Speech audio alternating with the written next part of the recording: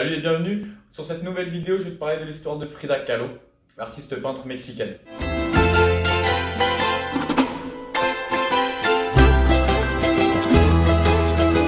On connaît Frida Kahlo par son mono-sourcil prononcé, ses robes typiquement du folklore mexicain, ses bijoux datant de l'époque précolombienne. Alors pour comprendre plus précisément les œuvres de Frida Kahlo, c'est beaucoup d'autoportraits, beaucoup de portraits de son entourage.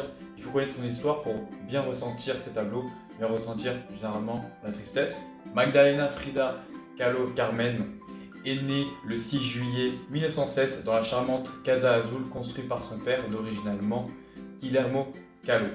Née aussi d'une mère qui est d'origine espagnole, Mathilde, Frida est victime à l'âge de 6 ans d'une polio. La conséquence est que sa jambe droite s'atrophie et son pied ne grandit plus. Le 17 septembre 1925, Frida Kahlo, en rentrant de ses cours, prend le bus, mais le bus sort de la route et percute un tramway qui va faire beaucoup de morts, et Frida va en sortir grièvement blessée de cet accident. Pour rentrer dans les détails, son abdomen est percé par une tige métallique jusqu'à son vagin. Durant toute sa vie, Frida va beaucoup souffrir de ses séquelles. Il y aura beaucoup d'opérations sans vain, et malheureusement, pour atténuer la douleur, elle prendra de la morphine ainsi que de la tequila pour atténuer ses grandes douleurs. Elle passera un très long moment allongée sur son lit. Ses parents décident par la suite de lui offrir tout un équipement pour dessiner et peindre, pour occuper ses journées. Et c'est à ce moment-là que Frida va vraiment émerger tout un talent. Alors elle disposera au-dessus de son lit au plafond un miroir. Donc elle va peindre beaucoup de nature morte, mais par la suite beaucoup d'autoportraits et de portraits par la suite aussi. En 1928, elle fait la rencontre de Diego Rivera, le célèbre artiste peintre mexicain qui est très réputé pour ses peintures murales. Elle lui demandera aussi son avis sur ses propres tableaux, et Diego sera vraiment très impressionné par tous ces tableaux, tous ces autoportraits par la jeune mexicaine Frida. En 1929, Diego Rivera et Frida Kahlo se marient, et ce mariage-là va donner une image un peu bizarre. C'est la mère de Frida qui dira plus tard que c'est le mariage entre une belle colombe et un crapaud, car Diego avait une fâcheuse tendance à se marier, divorcer, se marier, divorcer, etc. Malheureusement, par la suite de ce mariage, Diego ne tarde pas à tromper Frida plusieurs fois. Frida aura beaucoup de mal à pardonner l'infidélité de son mari, mais elle finira par l'accepter. Il faut savoir que Diego Rivera avait beaucoup de succès auprès des femmes. En novembre 1930, le couple décide de s'installer aux États-Unis suite à l'énorme commande que doit réaliser Diego Rivera, de réaliser beaucoup de peintures murales à travers le pays. C'est à San Francisco que le séjour commence. Il faut savoir que le couple, surtout Frida, souhaite énormément avoir un enfant. Malheureusement, suite à son grave accident qu'elle a eu étant jeune, son corps n'est pas prêt à accueillir un enfant. Le médecin de Détroit, de l'Henry Ford Hospital, lui dira de garder le bébé, d'aller jusqu'à terme de sa grossesse. Malheureusement, le 4 juillet 1932, Frida fait une fausse couche à l'Henry Ford Hospital, et ce sera très dur pour elle. Elle fera une peinture assez forte. Après la fausse couche, elle demandera de voir le fœtus. Elle ne mangeait plus, c'était vraiment un autre événement dur dans sa vie. Après cet événement tragique, Frida va commencer à peindre des tableaux qui vont exprimer son dégoût pour les États-Unis, sa lassitude. Vraiment, elle ne va pas aimer le pays des gringos, comme elle le dit, mais quant à lui, son mari va beaucoup adorer sa vie aux États-Unis. Il y a beaucoup de femmes, il y a du travail, il exprime son art sur ces gigantesques murs que tout le public peut admirer. Entre-temps, la mère de Frida meurt le 15 septembre 1932, ce qui va rajouter encore beaucoup plus de peine à Frida. Et aussi, professionnellement parlant, à Diego Rivera, qui, à la suite de sa réalisation d'une peinture murale à la Rockefeller, qui va poser beaucoup de problèmes parce qu'il a représenté Lénine, et Lénine, les Américains n'aiment pas trop les Russes, qui aiment beaucoup la Russie, mais surtout le parti communisme.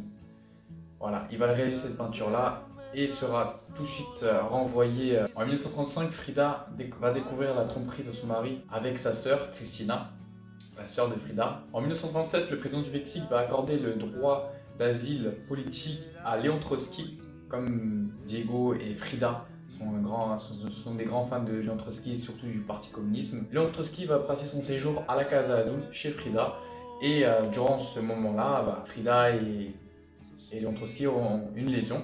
Il sera amoureux de Frida, mais surtout du Mexique, car Frida, c'est une personne qui aime beaucoup sa culture.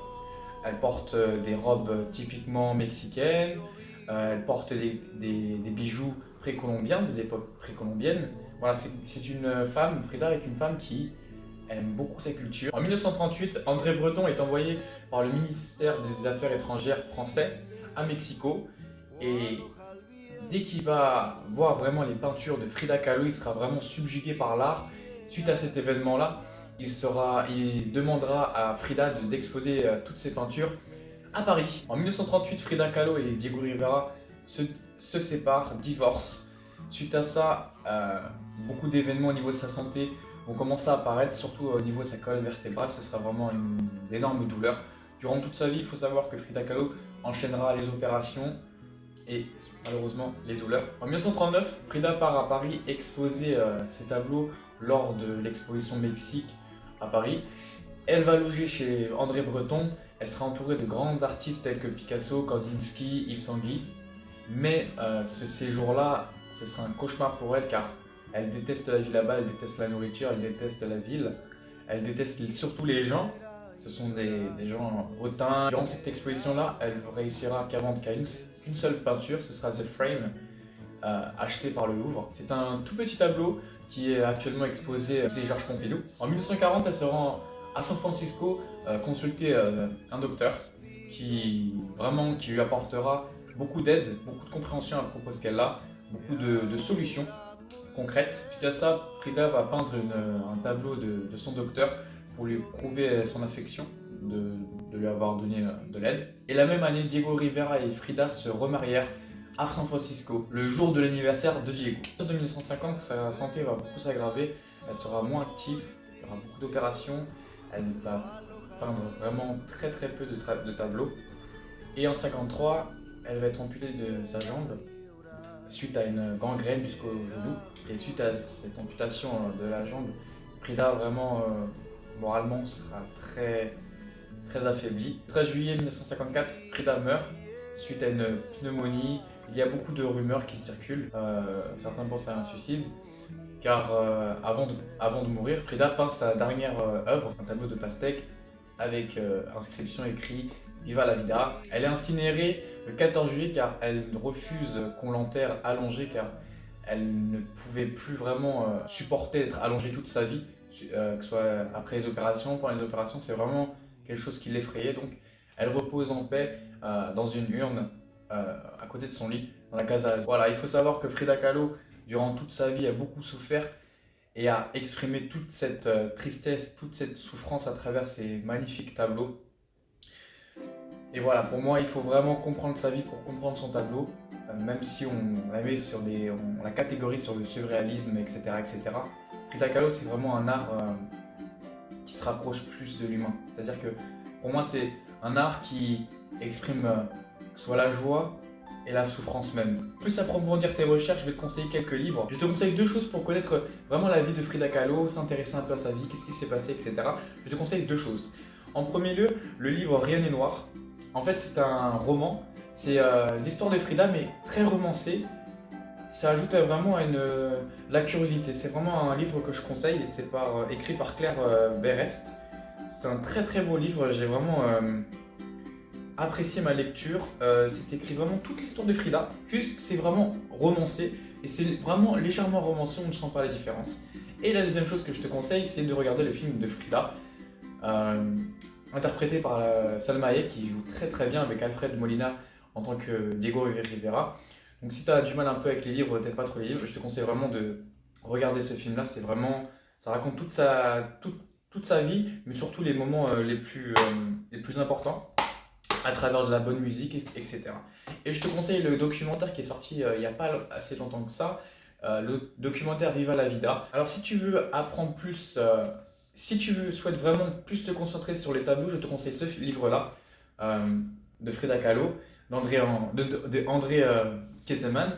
C'est une édition Taschen, il me semble, ouais, c'est comme ça. C'est une très belle maison d'édition qui est spécialiste sur les peintures des peintres. Voilà, à chaque peinture, le livre va te dire à quel moment elle a peint ça, pourquoi elle a peint ça, etc.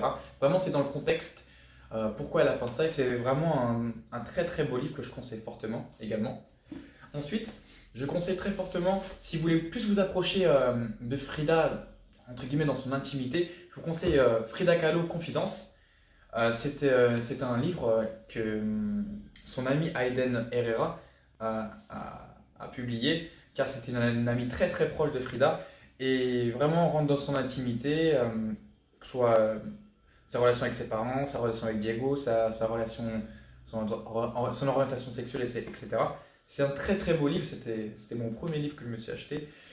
Euh, et je conseille fortement, c'est vraiment, on rentre un peu plus dans la vie de Frida, hein, pour vraiment comprendre au maximum ses états d'esprit, son état de pensée à des moments durs de sa vie.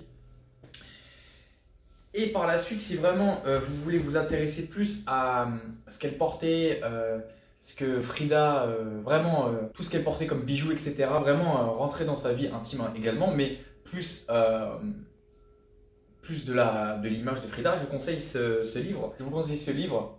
C'est un très très beau livre de Frida. C'est un livre qui parlait d'une exposition qui s'est passée en Angleterre, où on exposait beaucoup ses bijoux, ses robes, etc.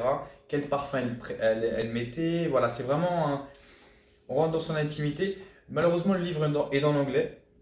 Voilà, si vous lisez de l'anglais, achetez-le directement. Voilà, il y a beaucoup de représentations de ces robes. Il faut savoir que Frida, avant de peindre, elle prenait du temps à s'habiller, se maquiller, etc. Elle choisissait vraiment les bons éléments pour peindre. Et j'ignorais ça et j'ai appris dans ce livre quel parfum elle mettait, quel type de maquillage elle mettait, etc. Ses soins pour ses cheveux. Vraiment, on rentre dans son intimité, son espèce de corset pour son corset médical, pardon, sa jambe en bois, etc. Vraiment un très très beau livre que je conseille fortement. On rentre vraiment dans l'intimité de l'artiste. Euh, on a plus un regard sur ce qui l'entoure au niveau des objets. Et c'est vraiment très intéressant. Merci d'avoir regardé cette vidéo, c'est la fin des vidéos. Merci!